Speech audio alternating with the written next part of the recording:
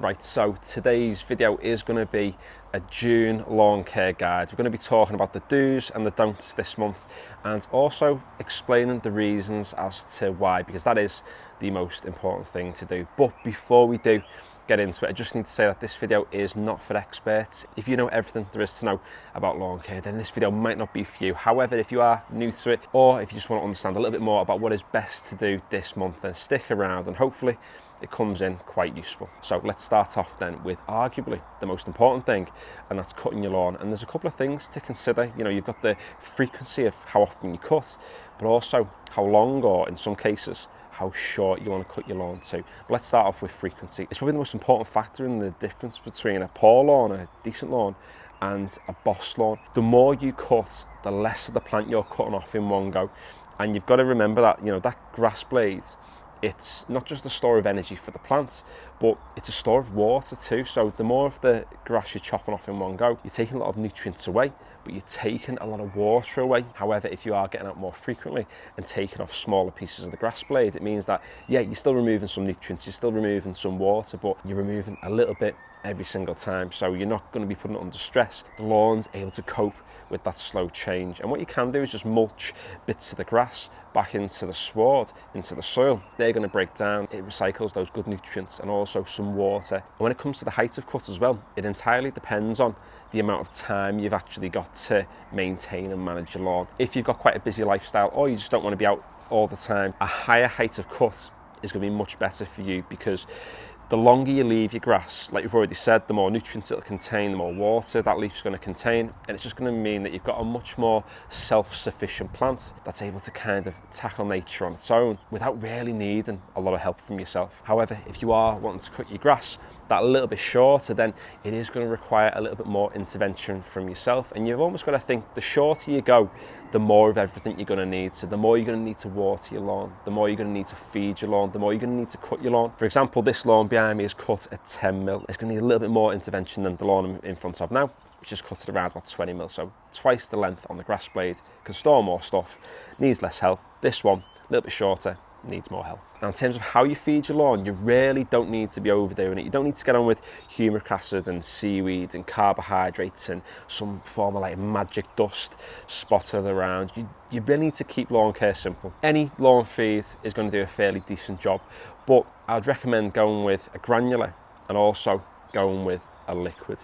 The reason why I'd say go with a granular is because the granular is there to feed the soil. I always say on this channel, to get your grass right, you need to get your soil right. So by feeding the soil, it increases the microbial activity. It's like any plants you've got in your borders. If you want them to do well, just get your soil right. And I'm going to be using True Grass this year. It's what I used last year. I had amazing results from it. I've had amazing results from it so far this year. And I would recommend getting on with a liquid too, because when you spray a liquid feed down, it's absorbed straight away into the grass leaf, and what that's going to do is enhance the colour of your lawn, but also increase the density of it too. And regardless of the grass type you've got, if you've got ryegrass, it's going to increase the amount of tillering. So one seed becomes one plant, but that plant's able to tiller and create more little leaves. With bent grasses and fescues, they're obviously creeping varieties that grow more laterally. That liquid feed's going to increase that lateral growth, really increasing the density of the lawn that you've got. And the liquid feed I'm using this year is Integral Max. See it as more of a colourant because it just improves the overall appearance really of the grass, but as I've already said, it is going to increase the density too. And I did say at the start of this part that you don't need to be getting on with all these mad products, but True Grass contains things like humic acid, seaweed. The liquid I'm putting down includes things like carbohydrates. Rather than chucking these things down individually, they're just kind of contained in these two products, and we don't need to be getting super precise about the carbohydrate level or the humic acid level. We're homeowners, we're not running golf courses, no one's going to die. And the next thing you can really think about too is actually seeding your lawn, and June is a really good month to seed. And I say June, this June in particular. So this May hasn't been the best for germination unless you have been getting out and actually watering your lawn yourself. If you've been trying to rely on nature, then your germination rates are going to have been a lot lower than they might have previously been in other years where we had wetter Mays. However, at time of recording, the first couple of weeks in June gives quite a lot of rain. But we have really consistent temperatures too. I seeded some of the patches on the lawn in front of me now, which are seeded about 8 days ago. and we've had really good levels of germination. It's more down to the conditions at the time than it is just looking at the calendar. And that's why lawn care year on year is going to adapt ever so slightly. Hence why I'm making this video now, to say that you can do a lot of this stuff today. Now, one of the most important things you can do, and if you're really into lawn care, you might want to be doing this quite frequently, ideally once a week, and that is picking poa out of your lawn. Poa is a weed grass that you're going to get in your lawn from time to time, and some years you'll get it worse than others, but the best thing to do is that when you see it, is to remove it. Now, if you have big clumps in your lawn, you can overseed those patches. I do kind of a weekly poa pick on all of my lawns, where I just do a quick sweep going across them. You're better to get on top of it now than to let it get out of hand, because if you leave them, you're just going to end up with more of those wheatgrass plants this year, and particularly next spring too, and you've got loads of those seeds knocking about in your soil. However, one thing you should avoid is scarifying or verticutting your lawn. If you see that you've got poa, all you're going to do is cut the seed heads off and let them fall into your sward, so they're going to end up germinating into new plants. But also as well, you're going to prune the wheatgrass plants by cutting them vertically, and if you prune them, they're going to grow more, they're going to grow more seeds, and they're going to spread, and you're going to make life a million times worse. If you are going to cut your lawn, cut it with a cylinder, cut it with a rotary, collect the clippings, chuck them in your wheelie bin, and the likelihood is you're going to have a lot less seeds knocking about for those weed plants. Now, I just want to move on to things that you should kind of avoid this month, or avoid depending on what it is you're trying to achieve. Try not to scalp your lawn, and avoid scarifying your lawn too. Scalping and scarifying, what they're both going to do is open up your sward and expose your soil. What that can lead to is your grass becoming stressed, so it's less likely to recover too fast. If we do go through a dry spell, your lawn's going to suffer. You're leaving it susceptible to weeds encroaching, because your lawn is an area for competition, and the more stress you put it under, the more chance those weeds have to take hold, and then you just end up with a self-inflicted problem that you could just avoid by not scarifying and not scalping. However, if you are going to do a renovation where you're having to overseed, then the likelihood is you are going to have to scarify, and if that is the case, just get yourself some landscaping fabric, whack it over the top, and it's going to make a bit of a greenhouse effect. It'll trap the heat in, but more importantly, it's going to trap the moisture in as well. Another thing I'd probably avoid this month too is verticutting, and there is quite a lot of stuff on YouTube, online, about the benefits of it, but really you have got to ask yourself, why are you verticutting? If you've got a ryegrass lawn, most of the growth is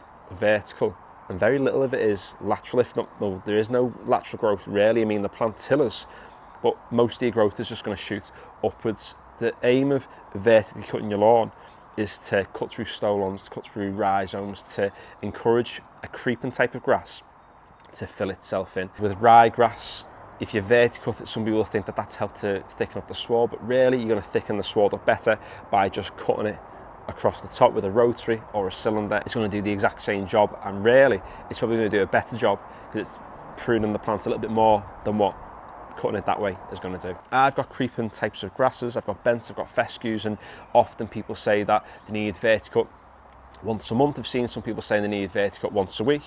The lawn has been verticut once in the past 12 months and it's got no disease, it's doing fine, it's nice and dense. You really don't need to be doing it that often. If you're running a golf course and you've got a golf green that's cut at around about 2 to 3 mil, then yeah, maybe you might need to verticut a little bit more often. But if you've got a homeowner lawn cut anywhere between sort of 10 and 25, 30 mil, you don't need to stress on it. It's really not life or death. And I just want to round off by saying, keep lawn care simple. The more you do, the more chance there is of getting things wrong, of making mistakes, of stressing your lawn out. And I know people who are into lawn care, similar to myself, you want to be out all the time, doing stuff, applying products, doing bits and bobs. Before you do anything to your lawn, just ask yourself why. Does it need a cut? Does it need a feed? Does it need to be scarified? Does it actually need to be verticut? Does it really need to be? Or are you thinning out a sward that doesn't need thinned out because it's not grown too dense? Just do things because your lawn needs it, and don't just copy someone online because you don't know what other steps they might have done behind the scenes to get the results that they've got. You don't know how their conditions differ to yours. They might be in a different part of the country to you. They might have more shade, less shade than what you've got. They might have different soils to you. They might have a completely different grass type. So lawn care isn't a one size fits all.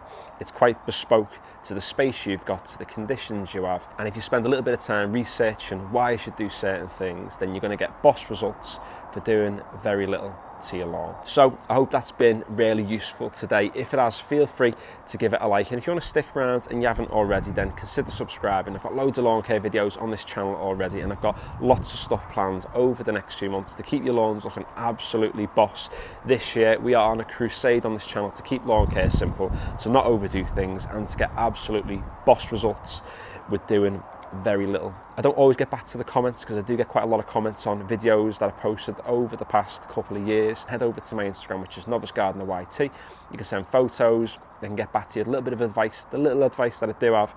And if you want to follow us on TikTok, it is Novice Gardener Official. And yeah, finally, thanks for watching.